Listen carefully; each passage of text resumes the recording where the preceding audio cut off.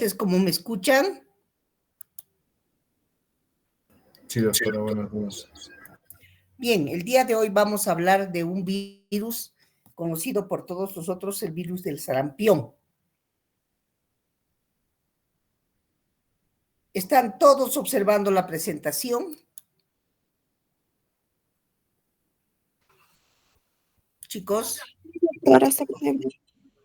Hola. Sí, doctora, se ve. Bien. Vamos a hablar entonces del virus del sarampión y de otros dos virus que también se parecen a este mismo, la rubiola y la roceola, aunque ya son afecciones virales cada vez menos conocidas, pero porque existe vacuna para ellas, ¿no es cierto? Pero vamos a hablar sobre todo del sarampión. ¿Qué es el sarampión? El sarampión, de acuerdo a la Organización Mundial de la Salud o Organización Panamericana de la Salud también, es una enfermedad causada por virus altamente contagiosa. Principalmente estas afecciones virales afectan a los niños y se caracterizan por poseer muchos síntomas respiratorios, como también producir conjuntivitis en los ojos, enantemas, patognomónicos y exantemas morbidiformes. ¿Qué son los enantemas patognomónicos? Los enantemas son cuando las erupciones o inflamaciones, podríamos decir, se localizan a nivel de las mucosas. Y los exantemas son cuando se localizan a nivel de la piel, las erupciones. Entonces, en el caso del sarampión, se producen ambas, enantemas y exantemas, esas dos clases. También podemos decir que el sarampión tiene como agente etiológico a un virus que es de la clase RNA del orden mononegavirales, de la familia Paramyxovirus y del gen Morbillivirus. Este virus de la clase RNA tiene un solo tipo antigénico y sus viriones son estructuras esféricas, pleomórficas, que poseen un diámetro de 120 a 140 nanómetros de diámetro. Crece en las células de revestimiento de la faringe y también de los pulmones. Acá voy a mostrarles una fotografía electrónica del virus, del sarampión. Más o menos es esta la estructura del virus del sarampión, es una fotografía electrónica. Pero existen, dice, 23 genotipos o variantes genéticas que se pueden agrupar en 8 serotipos y para agruparlos les han puesto las letras A, B, C, D, E, F, G y H. 8. Las 8 primeras letras del abecedario le han puesto al sarampión. ¿Cuál es su epidemiología? Esta enfermedad, esta afección por este tipo de virus a nivel mundial sigue siendo aún ahora una de las principales causas de muerte en niños. Y así, por ejemplo, en los años la OMS reportaba en el año 2008 164,000 fallecidos. La mayoría eran niños menores a los 5 años. Cerca de 450 por día y 18 por hora morían por causa del sarampión. El 95% de las muertes por sarampión todavía se registran en países de bajos ingresos, como la India y muchos otros países, donde la estructura sanitaria es muy deficiente. ¿Cuál es su epidemiología también? Generalmente es de esas cifras alarmantes del año 2008, se ha reducido la mortalidad a nivel mundial. Ya no tenemos esa mortalidad. Y esa reducción ya se debe a que en esos países también, en la India, en las regiones de la África, del Mediterráneo, se usa la vacuna contra el sarampión, que es una vacuna que está vigente desde el año 1963. Por eso es que los casos de esta enfermedad han disminuido en los Estados Unidos. Ahora, en algunos países como Nicaragua, tenían un último caso de sarampión confirmado en el año 1994. Después también ya se vieron estas cifras reducidas. Aquí están justamente el 2010, ya bajaron los casos. Y aquí sucesivamente podemos mostrar otros con reportes entre el 2010, que es lo que se conoce de la Organización Mundial de la Salud, cómo han ido disminuyendo en los casos a nivel mundial. Bien, ¿cómo se realiza la transmisión de este virus? Este virus es un virus bien contagioso. Inclusive se dice que se puede propagar por vía aérea o por contacto directo con las secreciones nasales o faringeas infectadas. El virus puede estar en el aire o sobre superficies infectadas y puede seguir siendo activo y contagioso, se cree, hasta en periodos de 2 horas, puede permanecer a ese nivel. Puede ser también transmitirse de un individuo infectado desde los 4 días antes de que aparezcan las erupciones o exantemas hasta 4 días después de que ha aparecido el exantema. 4 días antes y 4 días después. ¿Qué manifestaciones clínicas tiene el sarampión? El sarampión, una de sus primeras manifestaciones clínicas es la fiebre. La fiebre es muy alta y puede durar entre 4 y 7 días. Puede comenzar también unos 10 a 12 días después de que se haya expuesto al virus, o entre 7 y 18 días, o sea, varias posibilidades de inicio de fiebre, de acuerdo al serotipo de sarampión que esté circulando. En la fase inicial, el paciente puede llegar a presentar catarro, rinorrea, lo que conocemos como rinorrea, tos, conjuntivitis y unas pequeñas manchas blancas que se conocen como manchas de Koplik y que se presentan en la cara interna de las mejillas. O sea, abrimos un poco la boca y vemos la cara interna de las mejillas y vamos a ver unas manchas blanquecinas al interior. Esas son las manchas de Koplik. Miren, aquí voy a mostrarles, espero que se puedan visualizar.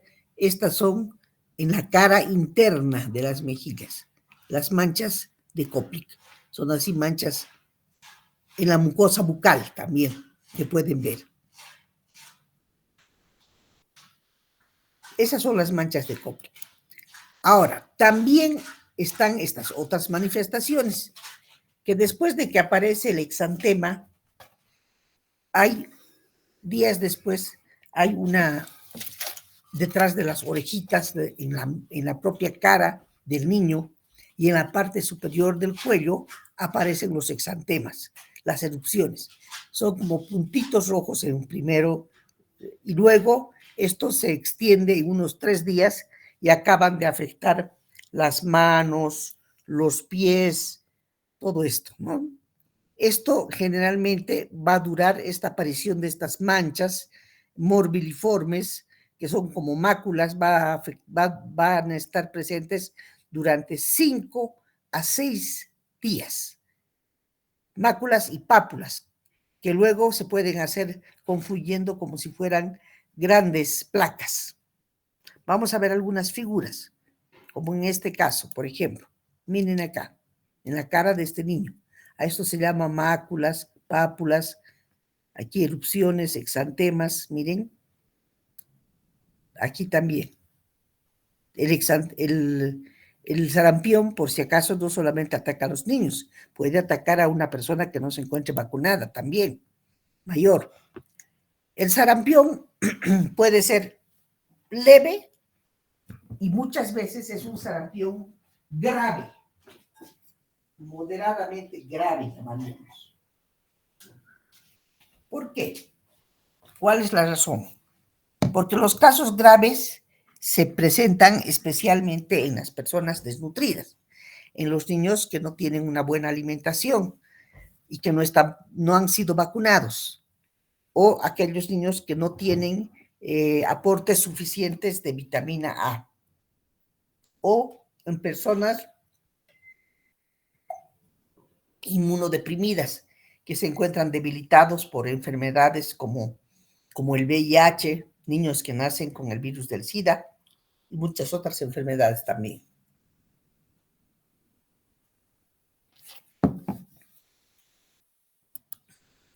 La mayor parte de la gente, que inclusive de los niños que se complican y que pueden llegar a morir,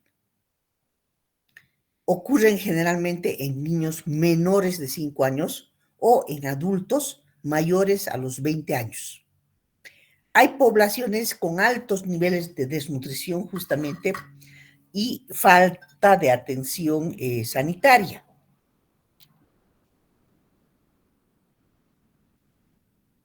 Entonces, en ese tipo de población puede llegar a haber un 10% de casos, inclusive hasta de muertes, donde no hay atención, hay malnutrición. En el África, por ejemplo, en esas aldeas donde no llegan la vacunación, llegan a morir. Ahora, el sarampión también tiene algunas complicaciones muy graves. Ojalá solamente fuera la erupción, ¿no? El sarampión, cuando no es bien atendido, o los pacientes cuando no están bien atendidos, pueden presentar ceguera, pueden presentar encefalitis, pueden presentar diarreas, se puede complicar con diarreas severas, se puede complicar con otitis media y con casos de neumonía, inclusive. Además, tenemos también que el diagnóstico tiene que ser bien realizado y bien diferenciado de otras enfermedades. Por eso hacemos hincapié en el diagnóstico diferencial. ¿Cuál es el diagnóstico diferencial? La varicela, hay que diferenciarlo de la varicela, hay que diferenciarlo de la rubeola, de la roceola, inclusive del virus del dengue y de la enfermedad de Kawasaki, que son o pueden cursar con erupciones, máculas, pápulas parecidas, pero que no son sarampión, ¿no es cierto? Bien, ¿cuál es el tratamiento? El tratamiento es sintomático, de acuerdo a los síntomas. Si tiene fiebre, hay que darle antifebriles. Si tiene complicaciones, habrá que utilizar muchos líquidos para prevenir justamente las complicaciones y el tratamiento de la deshidratación. Solo se puede dar antibióticos en casos de neumonía, de acuerdo a la Organización Mundial, ¿no?, de la Salud. También tenemos que se les da a los niños suplementos de vitamina A, suplementos de vitamina A, generalmente con un intervalo de 24 horas, entre una dosis y otra dosis, o sea, cada 24 horas. ¿Para qué le damos vitamina A los niños? Para prevenir las lesiones oculares y la ceguera. Por eso es que sabe además que los suplementos de la vitamina A pueden reducir la mortalidad por sarampión en un 50% de los casos.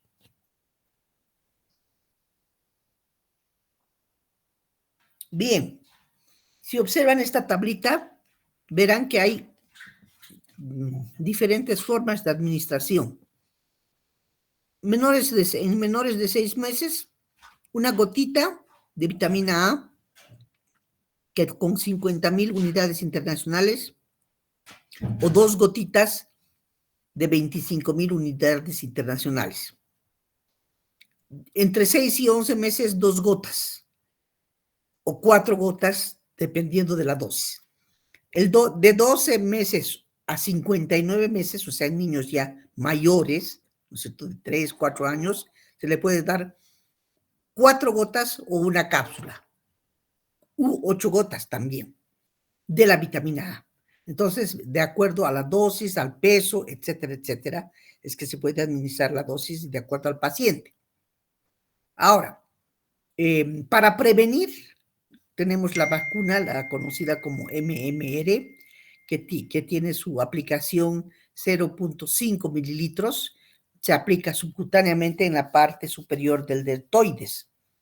Y esta vacuna puede producir fiebre moderada o elevada 7 y 12 días después de sarpullido, y se puede hacer inclusive un pequeño sarpullido del tipo de la rubeola o un pequeño sarampión leve, entre 7 y 10 días después, pero eso pasa, no es ningún problema. Su eficacia también puede ser similar si se aplica aisladamente o combinarse. Vamos a hablar ahora de otro virus que se le parece mucho al sarampión, pero que no tiene tanto su gravedad como la rubiola. Miren, esta es una rubiola. Hay que diferenciar entonces el sarampión de la rubiola, conocida también, algunos le decían sarampión alemán. Esta es una enfermedad contagiosa y viral. Se caracteriza por fiebre, los síntomas respiratorios en el tracto superior y sobre todo se engrosan los ganglios linfáticos, hay artralgias, la erupción es difusa, fina y roja, tipo maculopapular. Le llamaban el sarampión alemán. Acá tenemos justamente esta figura, miren, de la rubiola que es conocida como el sarampión alemán.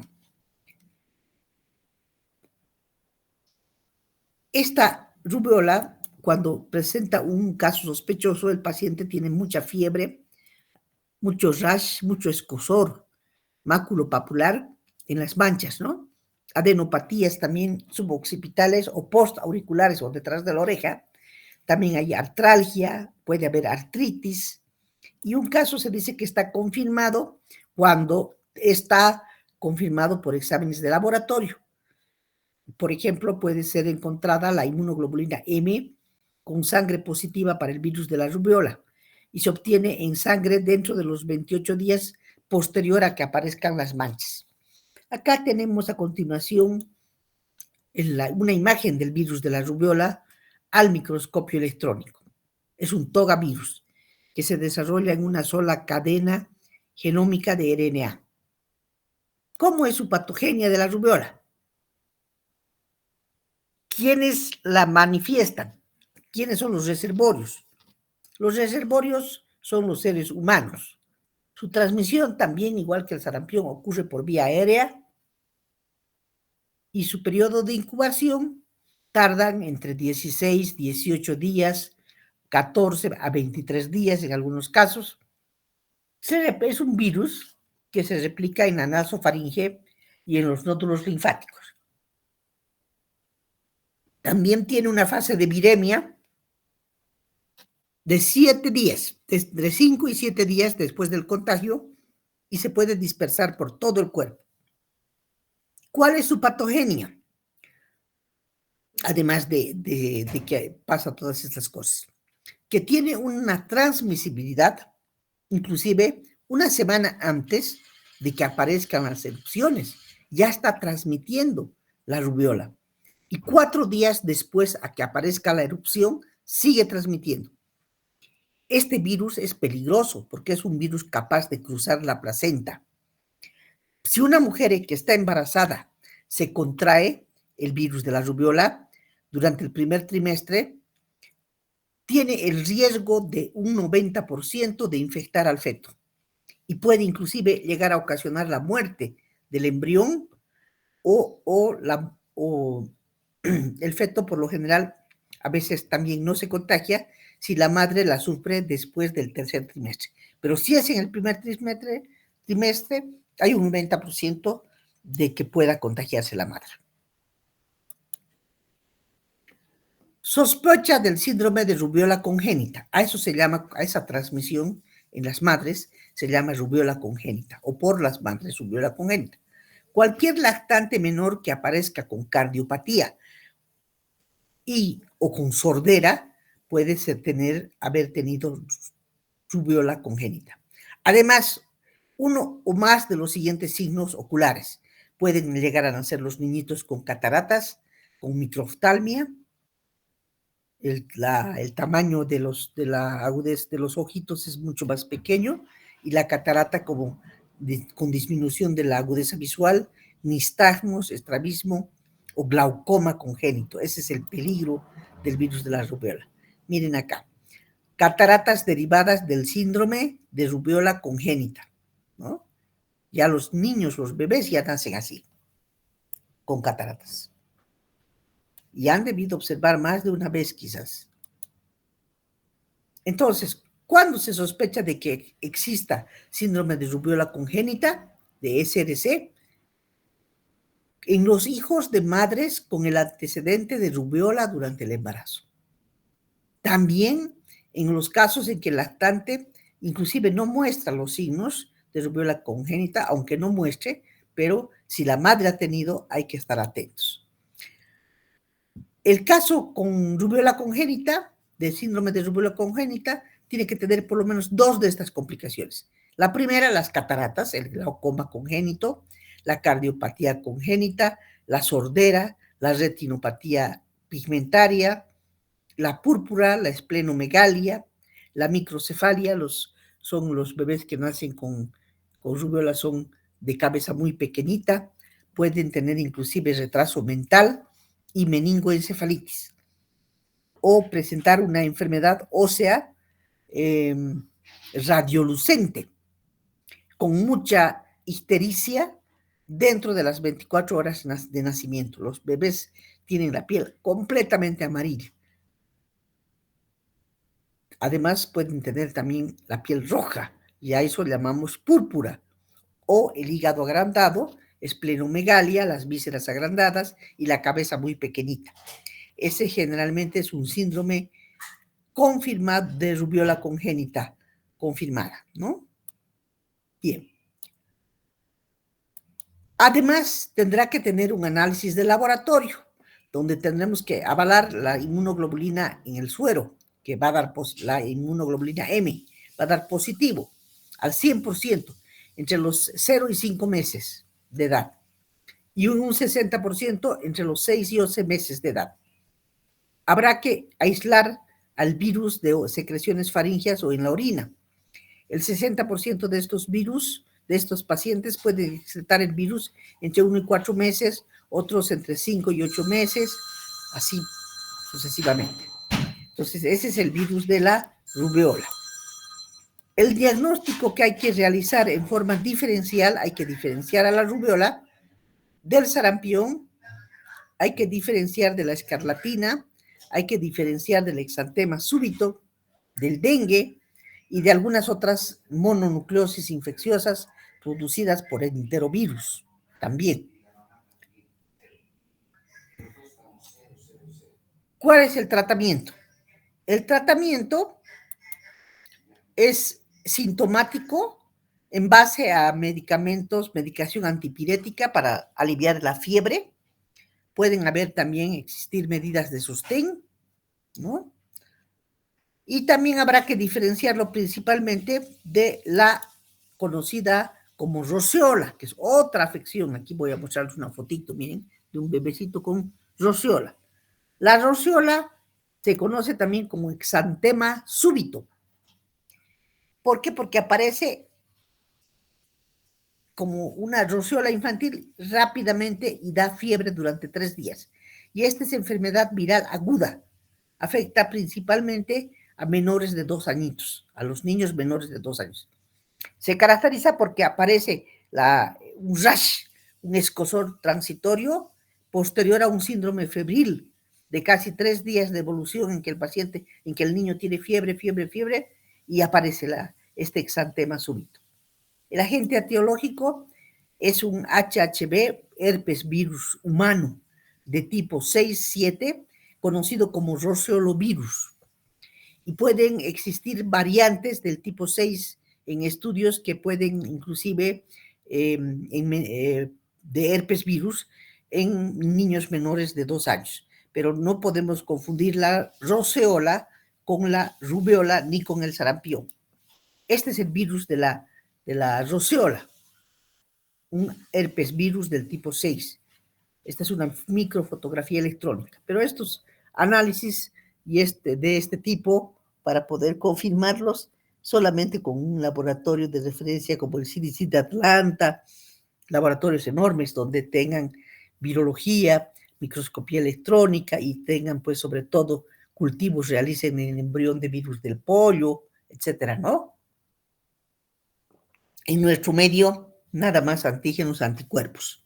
Es a donde más podríamos llegar. Las manifestaciones clínicas, generalmente también a los niños bien pequeñitos, entre 6 y 24 meses, con inicio de fiebre súbita, y obviamente En algunos casos puede haber hasta convulsión cuando no se frena la fiebre. Los niños pueden llegar hasta convulsionar.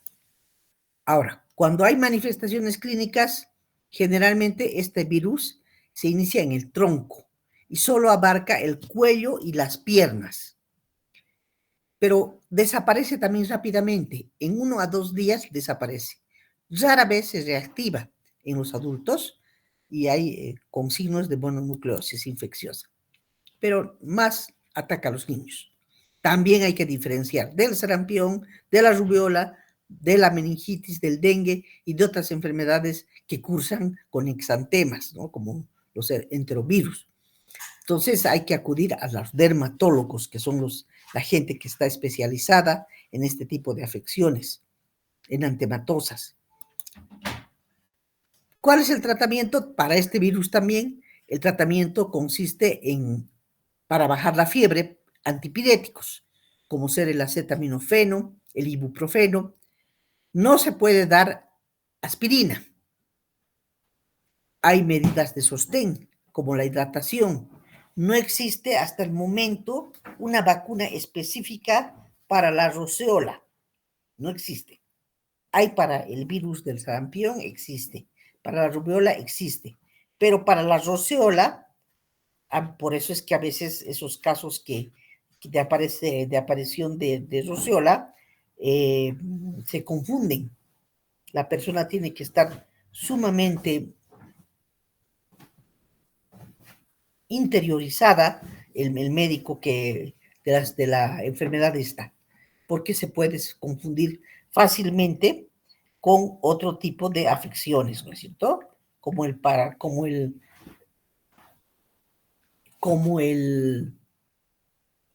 sarampión y la rubiola.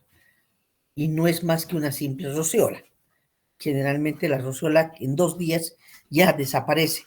Por eso es que no hay hasta el momento una vacuna específica.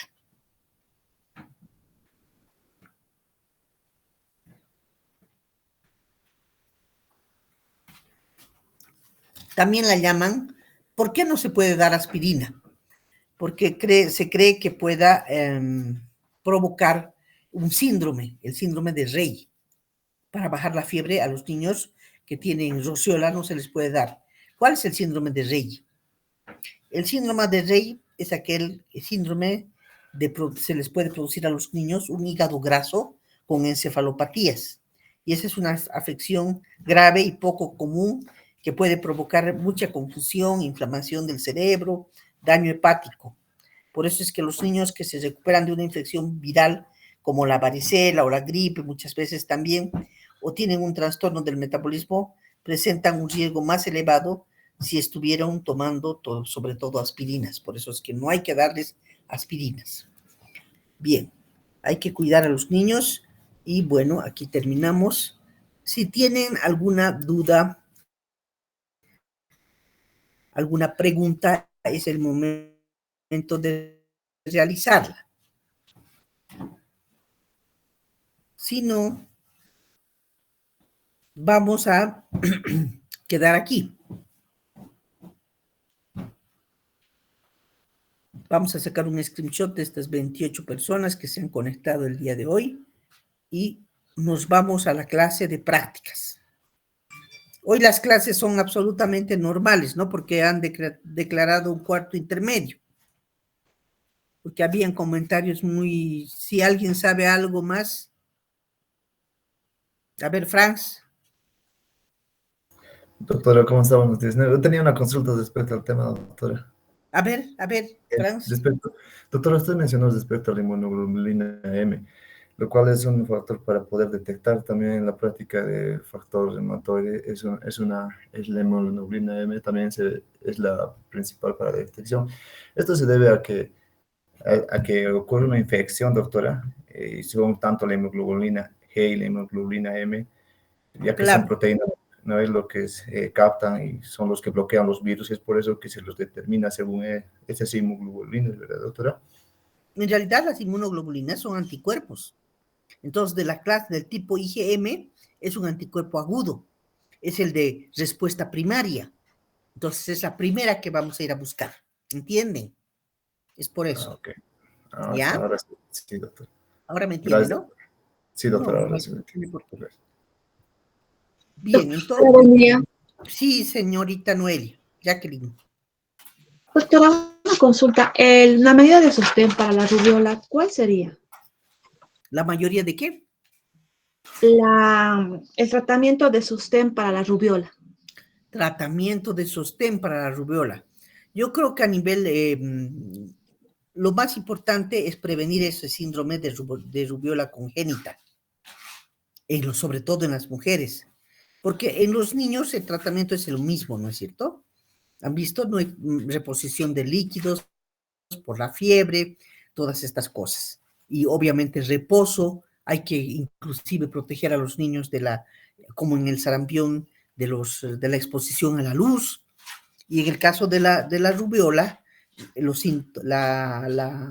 más o menos es parecido a todo esto. Guardar reposo, aplicación de antifebriles, todo esto. ¿Ya? Y mucho líquido, mucho líquido. Pero un tratamiento de sostén, yo creo que cuando son generalmente estas enfermedades virales se autolimitan, duran un cierto tiempo, 3, 4 días, pasa la erupción y desaparece también el virus. O sea que el virus no se queda latente de por vida. Los virus que se quedan latentes de